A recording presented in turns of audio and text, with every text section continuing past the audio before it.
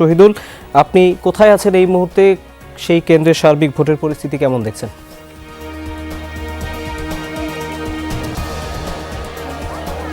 তহিদ, আমি রয়েছি চট্টগ্রাম ৭ অর্থাৎ রাঙ্গুনিয়া আসনে।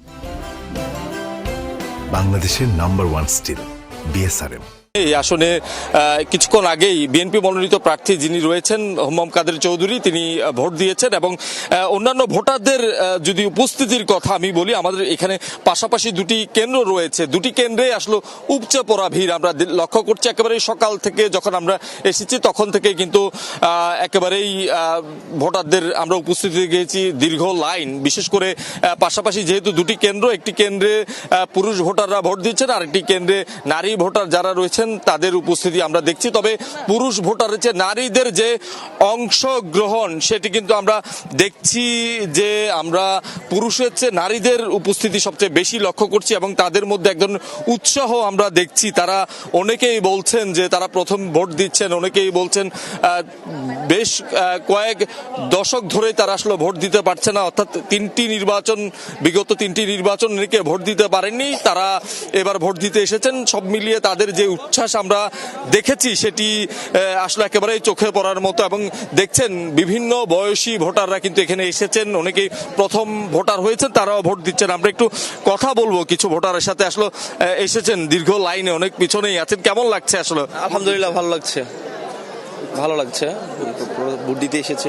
আগে ভোট দিয়েছেন কিনা কখনো, বা ভোট দেওয়ার সুযোগ হয়েছে কিলো? আগে ভোট দেওয়ার সুযোগ হলেও এই ধরনের পরিবেশ তো ছিল না। এখন তো বর্তমানে অনেক ভালো পরিবেশ, সুন্দর পরিবেশ, ভালো লাগছে। আমরা চেষ্টা করব আরো ভোটারদের সাথে আসলে কথা বলার জন্য। আপনি এসেছেন, সব মিলিয়ে আসলে কেমন লাগছে আসলে ভোট দিতে? ভালো লাগতেছে।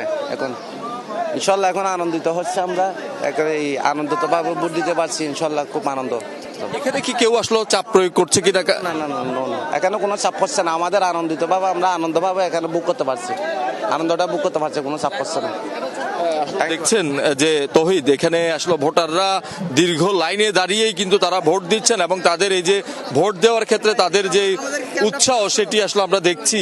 এখানে ভোটাররা আসছেন, লাইনে দাঁড়িয়ে তারা ভোট দিচ্ছেন। আমরা বয়স্ক ভোটারদেরকেও দেখছি, তারাও আসলে অপেক্ষা করেই তারা আসলে ভোট দিচ্ছেন। একটু যদি আসলে জানতে চাই, কাকা এসেছেন, কেমন লাগছে? ভালো ভালো ভালো ভালো। পরিবেশ কেমন দেখছেন সব মিলিয়ে? খুবই সুন্দর, খুবই সুন্দর পরিবেশ, সুন্দর দেখছেন। মানে কোনো আপনাদেরকে চাপ প্রয়োগ বা কোনো কিছু আছে কিনা, না নিজের মতো?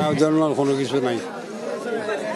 শুনছিলেন তহিদ, এই যে ভোট কেন্দ্রগুলোতে আসলে এই যে ভোটারদের উপস্থিতি সেটি আসলে আমরা সকাল থেকে বিভিন্ন কেন্দ্রে আসলে আমরা দেখছি। আমরা সকালে যখন বেরিয়েছিলাম তখন চট্টগ্রাম ৬ রাউজান আসনে আমরা দেখেছিলাম বিভিন্ন কেন্দ্রে সকাল 7:30টায় যেহেতু ভোট শুরু হয়েছে, তার আগ থেকেই বিভিন্ন কেন্দ্রে কিন্তু আসলে দীর্ঘ লাইন পড়ে গিয়েছিল ভোটাররা ভোট দিতে।